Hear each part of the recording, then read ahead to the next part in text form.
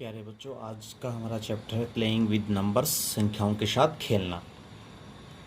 तो आज हम संख्याओं के साथ खेलेंगे और उन संख्याओं में देखेंगे कि आपस में क्या रिलेशन है। जो रिलेशन है उनके अंदर, उन सभी रिलेशंस को आज हम ऑब्जर्व करेंगे। कैसे, देखिए।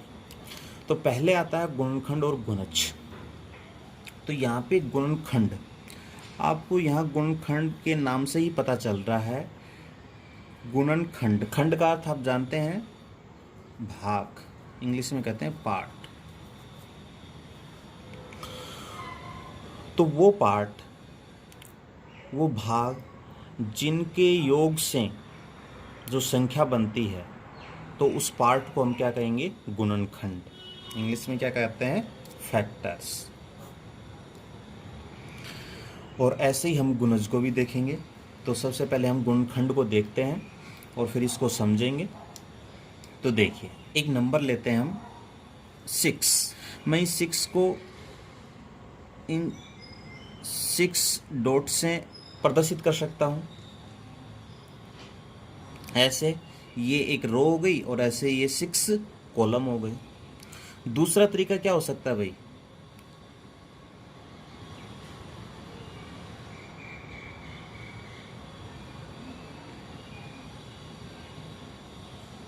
दूसरा तरीका ये हो सकता है कि इसको मैं ऐसे 6 रो और एक कॉलम के रूप में शो कर सकता हूँ, प्रदर्शित कर सकता हूँ। और थर्ड मेथड क्या हो सकता है भाई? मैं ये 3 डॉट्स, 3 कॉलम और 2 रो में लिख सकता हूँ 6 को। चौथा मेथड क्या हो सकता है?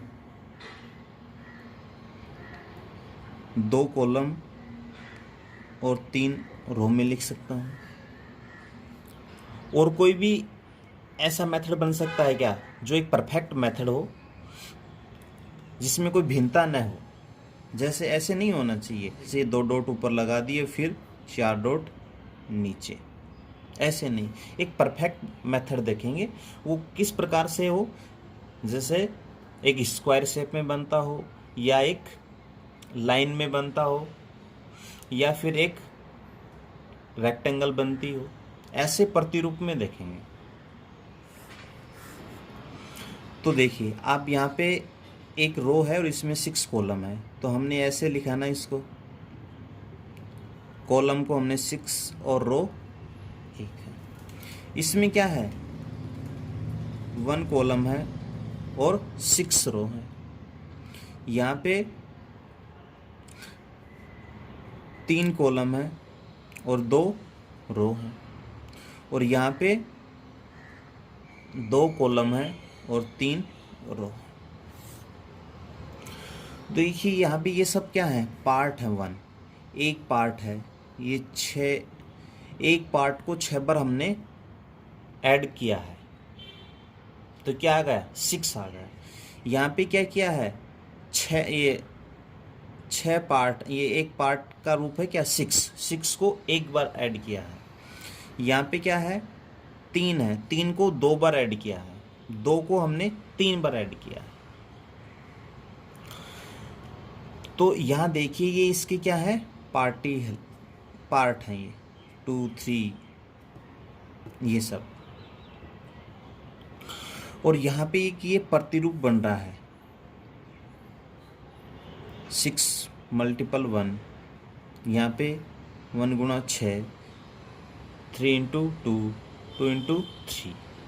इन 4 जो मेथड से हमने इनको लिखा, तो ये एक परफेक्ट मेथड है।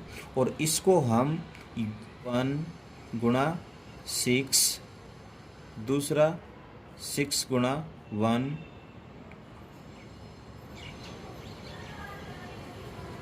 3 गुणा 2, 2 गुणा 3। देखिए, इन सब को हम मल्टीपल करते हैं तो आता तो क्या है? 6 ही है।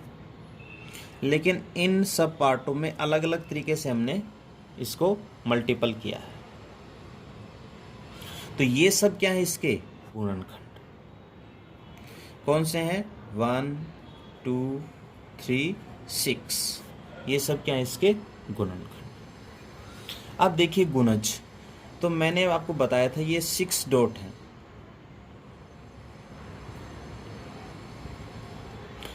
और ऐसे ही मैं 6 डॉट और लगा दूं, तो पहले हमने 6 डॉट लगाए तो 6 गुणा 1 किए था ना, तो 6। अब 6 गुणा 2 रो हो गई, तो कितना होगा 12। और अब इस डॉट को मैं 3 बार कर देता हूँ, तो क्या हो जाएगा 6 गुणा 3 18। और इसी प्रतिरूप को मैं एक बार और कर दूं, तो 6 गुणा 4, ये क्या होगा 24। तो ऐसे ही हम आगे भी कर सकते हैं। तो ये सब क्या हुए 6 के मल्टीपल, 6 के ये क्या है गुणज हैं, 6 12 18 24। तो हमने देखा भाई फैक्टर, 6 के फैक्टर क्या थे 1 2 3 और 6, और 6 के मल्टीपल्स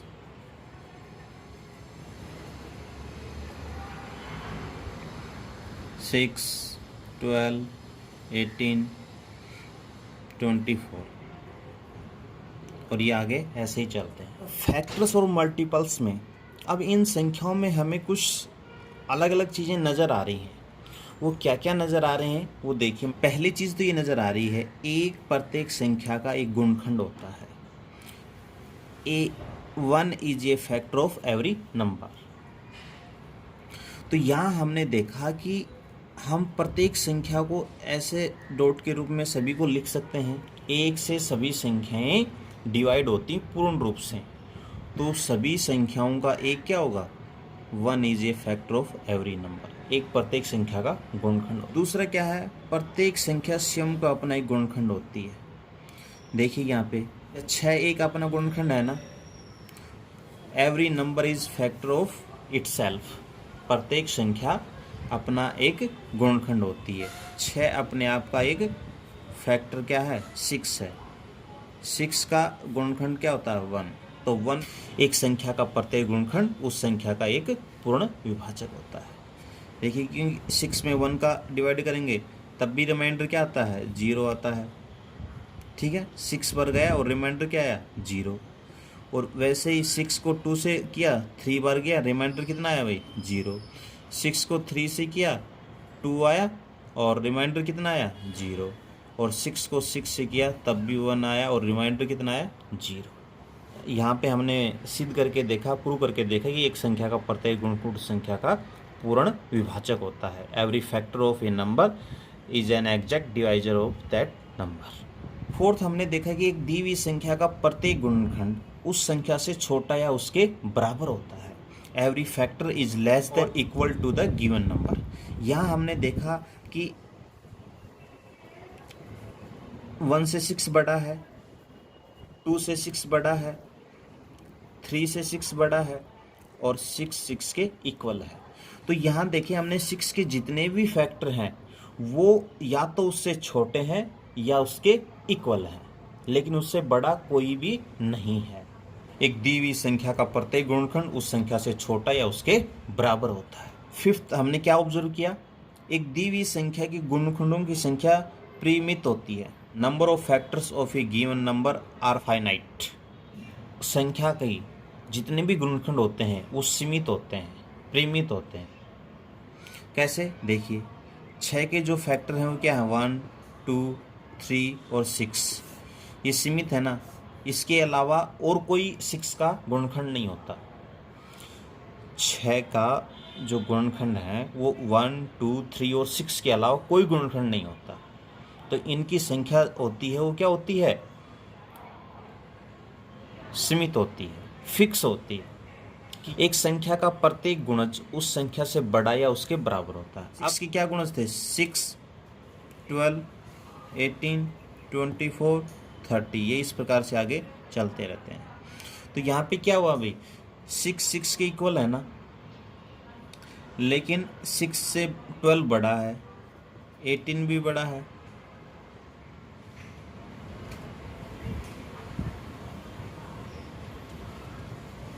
24 भी बड़ा है, 30 भी बड़ा है, और आगे जो भी आएंगे वो भी बड़े रहेंगे। तो ये हम यहाँ निकल के आया कि एक संख्या का प्रत्येक गुणज है वो उस संख्या से बड़ा या उसके बराबर होता है। एक दी हुई संख्या की गुणजों की संख्या अपरिमित होती है। देखिए, गुणनखंडों की संख्या परिमित होती है, सीमित होती है, लेकिन गुणजों की संख्या अपरिमित होती है। The number of multiples of a given number is infinite. यहाँ देखिए 6 के मल्टीपल ये कितने होंगे? 6, 12, 18, 24, 30, 36, 42, इस प्रकार से ये आगे चलते ही रहेंगे। जहाँ तक आप निकालना चाहो वहाँ तक आते ही रहेंगे। तो इनकी संख्या क्या होती है? असीमित, अपरिमित। प्रत्येक संख्या स्वयं का एक गुणज होती है। 6 है, 6 अपने आप का एक गुणज है ना। 7 है, अपने आप का एक गुणज है। 4 है, अपने आप का एक गुणज है। 12 है, अपने आप का एक गुणज है। तो प्रत्येक संख्या, every number is a multiple of itself. प्रत्येक संख्या अपने आप का गुणज होती है। तो यहाँ पे हमने जो कुछ रिजल्ट निकले थे गुणज और गुणनखंड और गुणज से, वो सभी हमने देखे हैं। अब आता है संपूर्ण संख्या, परफेक्ट नंबर। परफेक्ट नंबर क्या होती है? वह संख्या जिसके गुणनखंडों का योग उससे दुगना होता है। उसके गुणनखंडों का योग उससे दुगना होता है। जैसे देखिए हम 6 है, 6 के गुणनखंड क्या क्या है? 1, 2, 3, 6। तो इनके गुणनखंडों का योग 6 से डबल होगा। देखिए 1, 2, 3 और 6, 1, 2, 3, 3, 3, 6 और 6, 12।